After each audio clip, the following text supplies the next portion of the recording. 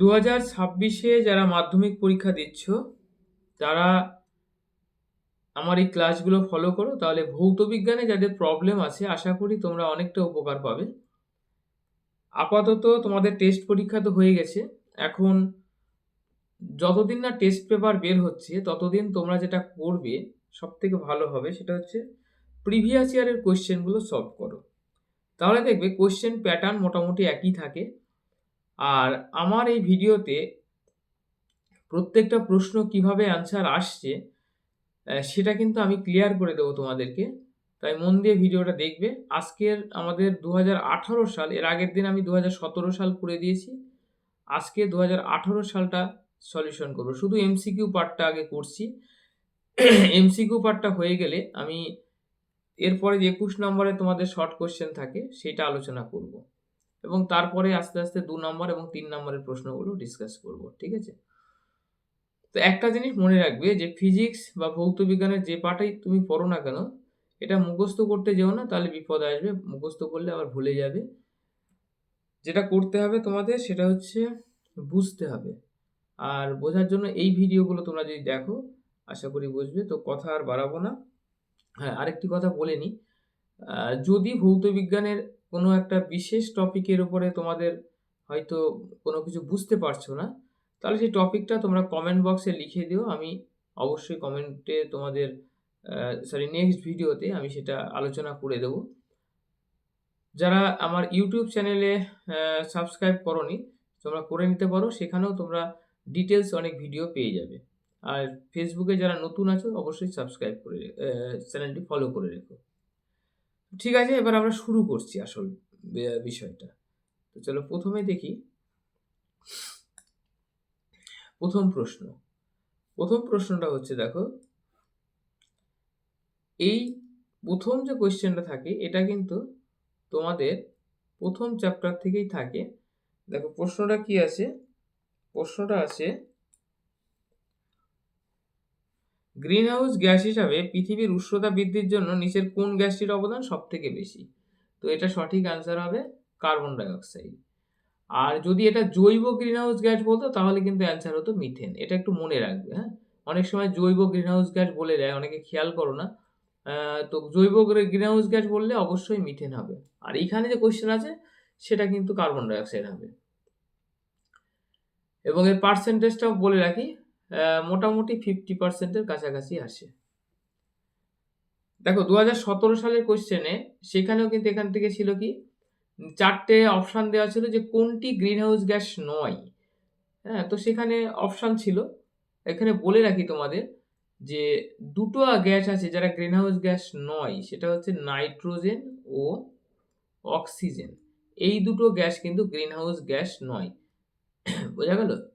তো এই প্রসঙ্গে তোমরা দেখো আর একটা কোয়েশ্চেনও তোমরা জেনে গেলে। আচ্ছা, এবার আমরা 2 নম্বরের কোয়েশ্চেনটা আসছি। বয়েলের সূত্র অনুসারে পিভি ভার্সেস পি, এই যে লেখচিত্র, এটা কোনটা হবে?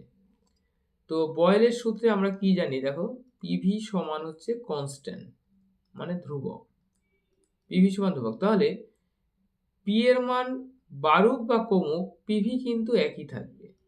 দেখো বি এর যে গ্রাফটা আছে, পি এর মান যতই বাড়ুক না কেন, পিভি কিন্তু কনস্ট্যান্ট থাকবে, অর্থাৎ একই থাকবে। সুতরাং এখানে সঠিক অ্যান্সার হবে তোমার বি এরটা। এরপরে দেখো, কার্বন যুক্ত কোনো গ্যাসীয় পদার্থের বাষ্প ঘনত্ব 13, তাহলে আণবিক সংকেত নিচের কোনটি হতে পারে? ওকে, এই কোশ্চেনটাও, এই প্যাটার্নটাও এখন খুব আসছে। তো তোমাদের প্রথম যে কাজটা হবে সেটা হচ্ছে তোমরা আণবিক গুরুত্বটা বের করে নাও। আণবিক গুরুত্ব আর বাষ্প ঘনত্বের মধ্যে রিলেশন হচ্ছে m সমান 2d। তাহলে 2 ইন্টু ডি বলেছে 13, মানে এটা হবে 26। ওকে, তো এখন 26 কার হবে? দেখো কার্বন ডাইঅক্সাইড হবে না, কারণ এর 44, আমরা অনেকবার কার্বন ডাইঅক্সাইডের পড়েছি। তো তোমাদের ট্রাই করে করে দেখতে হবে। আমি একবার এইটাকে ট্রাই করে দেখি। কার্বনের হচ্ছে 12, তাহলে 12 ইন্টু 2, হাইড্রোজেনের 1, তাহলে 1 ইন্টু 2, 12 দোকানে 24 প্লাস 2, তাহলে কত হবে? এটা হবে 26। অর্থাৎ এটা সঠিক অ্যান্সার হবে ডি এরটা। ওকে, এরপরে পরের প্রশ্নটা দেখো, কোনো কঠিনের রৈখিক প্রসারণ গুণাঙ্কের একক। আচ্ছা, এখানে বলে রাখি তোমাদের, দৈর্ঘ্য প্রসারণ গুণাঙ্ক, ক্ষেত্র প্রসারণ গুণাঙ্ক, আয়তন প্রসারণ গুণাঙ্ক, এছাড়া তরলের ক্ষেত্রে যদি দেখো তাহলে প্রকৃত প্রসারণ গুণাঙ্ক, আপাত প্রসারণ গুণাঙ্ক, প্রত্যেকেরই কিন্তু একক একই, সেটা কি 1/ডিগ্রি সেলসিয়াস অথবা ডিগ্রি সেলসিয়াস ইনভার্স, অথবা degree Celsius, degree Fahrenheit inverse, অথবা কেলভিন ইনভার্স। ওকে, বিভিন্ন এককে বিভিন্ন হবে, বিভিন্ন পদ্ধতিতে আর কি। তো এখানে ডিগ্রি সেলসিয়াস ইনভার্স দেখো সি এরটা আছে, তো সঠিক উত্তর হবে সি এরটা। আশা করি এই পর্যন্ত ক্লিয়ার হয়েছে। তো এবারে আমরা যাব পরের কোশ্চেন, মানে 5 নম্বর থেকে দেখি। আচ্ছা দেখো, 5-এর কোশ্চেনটা কি আছে,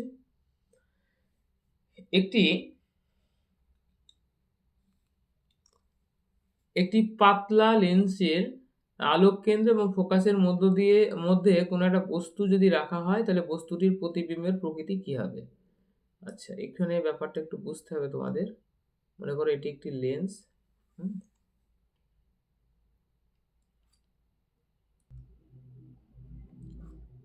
তো এখানে 1 মিনিট একটু দাঁড়াও।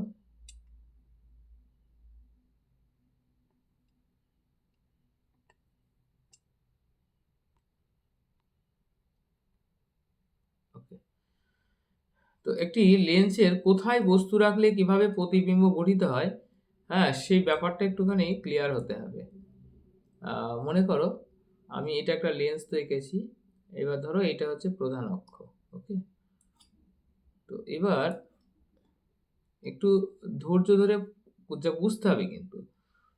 মনে করো এটা হচ্ছে তোমার, আচ্ছা এটা আমি একটা পরিষ্কার পেজে একটু বুঝিয়ে দিই, তাহলে এই ব্যাপারটা তোমাদের একদম পুরো ক্লিয়ার হয়ে যাবে। ঠিক আছে, আমি একটা নতুন পেজে এটাকে ক্লিয়ার করে ছবিটা আঁকি।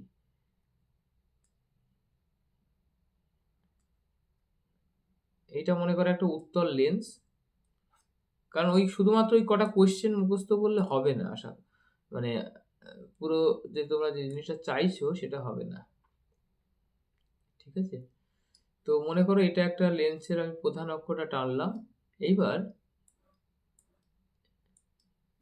এইটা মনে করো আলোক কেন্দ্র, আর এইখানে হচ্ছে আমাদের ফোকাস, আর এটাকে আমি ধরলাম 2f দূরত্ব।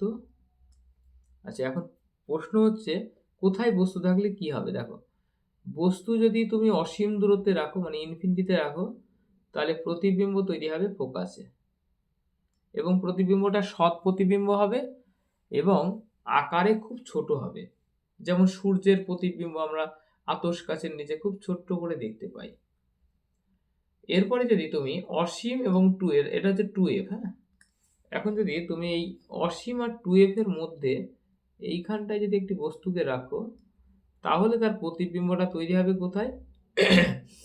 এবার প্রতিবিম্ব এই f থেকে সরে যাবে, সরে গিয়ে f এবং 2f এর মধ্যে তৈরি হবে, f এবং 2f এর মধ্যে তৈরি হবে, এবং এই ক্ষেত্রে প্রতিবিম্বটা সৎ প্রতিবিম্ব হবে এবং অবশিষ্য হবে, আকারে ছোট হবে, অর্থাৎ বস্তু থেকে আকারে প্রতিবিম্ব ছোট হবে। মানে আমরা যদি রৈখিক বিবর্ধন দেখি তাহলে এটা লেস দ্যান 1 হবে। মানে অনেকগুলো কোশ্চেনের আনসার তোমাদের এখান থেকে পেয়ে যাচ্ছ। এবারে বস্তুটাকে যদি তুমি 2f এই রাখো, মজার ব্যাপার হচ্ছে প্রতিবিম্বটাও কিন্তু 2f এই তৈরি হবে। বস্তু যেখানে রাখছো অর্থাৎ 2f এ রাখছো, প্রতিবিম্ব 2f এ তৈরি হবে। এই ক্ষেত্রে কিন্তু বস্তুর আকার আর প্রতিবিম্বের আকার সমান হবে, ফলে রৈখিক বিবর্ধন 1 হবে। আর এটাও কিন্তু সৎ প্রতিবিম্ব হবে, অবশিষ্য হবে, আকারে সমান হবে। এরপরে আমরা একটু একটু করে দেখো বস্তুটাকে সরিয়ে আনছি লেন্সের দিকে, তাই না, একটু একটু করে বস্তুটাকে লেন্সের দিকে সরিয়ে আনছি। তো এবারে কি করলাম, বস্তুটাকে আমরা এই 2f আর f এর মধ্যে রাখলাম। এবারে কিন্তু প্রতিবিম্বটা তোমার 2f থেকে বাইরে বেরিয়ে যাবে এবং এটাও সৎ প্রতিবিম্ব হবে, আকারে কিন্তু অনেকটা বড় হবে, অনেকটা মানে বস্তু থেকে কিন্তু বড় হবে। সুতরাং এই ক্ষেত্রে কিন্তু রৈখিক বিবর্ধন গ্রেটার দ্যান 1 হবে। তাহলে এতক্ষণ পর্যন্ত দেখো প্রত্যেক ক্ষেত্রেই সৎ প্রতিবিম্ব হয়েছে, প্রথমে ফোকাসে হলো, তারপরে এখানে হলো, অর্থাৎ ফোকাস আর 2f এর মধ্যে হলো, তারপর 2f এ হলো এবং এবারে হয়েছে 2f আর অসীমের মধ্যে। এবারে তুমি যদি বস্তুটাকে ফোকাসে রাখো তাহলে কিন্তু প্রতিবিম্ব তোমার অসীম দূরত্বে তৈরি হবে এবং আকারে অনেকটা বড় হবে এবং এই ক্ষেত্রে রৈখিক বিবর্ধনের মান একের থেকে অনেক অনেক বড় হবে, অর্থাৎ ছোট্ট একটা বস্তুর অনেক বড় প্রতিবিম্ব আমরা পাবো, যেমন আমরা প্রজেক্টরের ক্ষেত্রে করে থাকি। তো এতক্ষণ পর্যন্ত কিন্তু সব সৎ প্রতিবিম্ব হয়েছে এবং সৎ প্রতিবিম্ব মানেই কিন্তু তাকে পর্দাতে কাস্ট করা যায়। এইবারে তুমি যদি এইখানে আমরা বস্তুকে রাখি, অর্থাৎ ফোকাস আর আলোক কেন্দ্র এই মাঝখানে যদি বস্তুকে রাখো, এতক্ষণ পর্যন্ত যা হয়েছিল এইবার কিন্তু আর তাই হবে না। এইবার কিন্তু যে পাশে বস্তু রেখেছো সেই পাশেই একটি অসৎ প্রতিবিম্ব তৈরি হবে। এটা হচ্ছে অসৎ প্রতিবিম্ব, এটা মনে রাখবে। এটা অসৎ প্রতিবিম্ব এবং সমশিষ্ট হয়েছে। এতক্ষণ পর্যন্ত দেখো সব উল্টো হয়েছিল, এবার কিন্তু সোজা সমশিষ্ট হয়েছে, তাই না? এবং আকারও কিন্তু বেশ বড় হয়েছে। এই নীতিটাকে কাজে লাগিয়েই কিন্তু আমরা কি করি না, আতশ কাচ, তোমরা দেখেছো আতশ কাচে কিন্তু এই নীতিটাকেই কাজে লাগানো হয়। তো এবারে চলো আমরা আবার সেই কোয়েশ্চেনে ফিরে যাই। দেখো প্রশ্নটা কি ছিল, একটি পাতলা উত্তর লেন্সের আলোক কেন্দ্র এবং ফোকাসের মধ্যে বস্তু রাখলে প্রতিবিম্বের প্রকৃতি কি হবে? তো বুঝতেই পারছো লাস্টে যেটা করলাম সেটাই হবে, অর্থাৎ সৎ, অসৎ এবং সমশিষ্ট। আমরা শেষ যেটা দেখেছিলাম আশা করি মনে পড়ছে, অসৎ এবং সমশিষ্য এইটা হয়েছিল, মানে সোজা হয়েছিল এবং অসৎ হয়েছিল। পরের কোয়েশ্চেন আমি আবারও বলছি, শুধুমাত্র অ্যান্সার দাগিয়ে দেওয়াটা আমার উদ্দেশ্য নয়। তোমরা এটা মনে রাখবে, প্রশ্ন কিন্তু বুঝতে হবে তোমাদের, তা না হলে ভৌত বিজ্ঞানে তোমরা ভালো নাম্বার করতে পারবে না। চলো এবার পরের কোয়েশ্চেনটা দেখি। কোনো আলোকরশ্মি একটি স্বচ্ছ কাঁচের স্ল্যাবের উপর লম্বভাবে আপতিত হলে চ্যুতিকোণ কত হবে? স্বচ্ছ কাঁচের স্ল্যাবে যদি লম্বভাবে পড়ে তাহলে রশ্মিটি সোজা বেরিয়ে যাবে, অর্থাৎ মনে করো এরকম একটা স্বচ্ছ কাঁচের স্ল্যাব রয়েছে, এর উপরে যদি সোজাভাবে আলো পড়ে তাহলে সোজা বেরিয়ে যাবে, অর্থাৎ আপতন কোণ শূন্য, প্রতিসরণ কোণ শূন্য, অর্থাৎ চ্যুতিকোণের মানও শূন্য হবে। সাতেরটা, প্রদত্ত এককগুলোর মধ্যে কোনটি রোধের এসআই একক? অবশ্যই রোধের এসআই একক হচ্ছে ওহম, এটা তোমরা মনে রাখার কোয়েশ্চেন, মনেই রাখবে। 8 নম্বর, গৃহস্থালী বৈদ্যুতিক বর্তনীতে ফিউজ তার নিচের কোনটির সঙ্গে যুক্ত করা হয়? এটা মনে রাখবে, ফিউজ তারকে লাইভ তারের সঙ্গে যুক্ত করা হয়। ঠিক আছে, ফিউজ তারকে লাইভ তারের সঙ্গে শ্রেণী সমবায়ে যুক্ত করা হয়, এটা কোয়েশ্চেন আসে কিন্তু। পরের কোয়েশ্চেনটা দেখো, তেজস্ক্রিয় মৌল থেকে নির্গত বিটা রশ্মি হলো, অ্যাকচুয়ালি বিটা রশ্মিটা হচ্ছে ইলেকট্রনের স্রোত।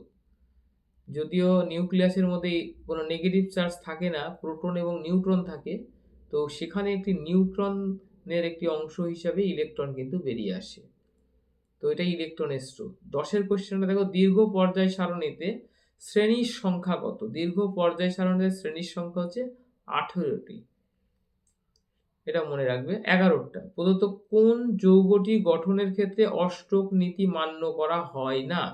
তো অষ্টক নীতি মান্য করা হয় না, আমি একটু মুছে দিই জায়গাটা।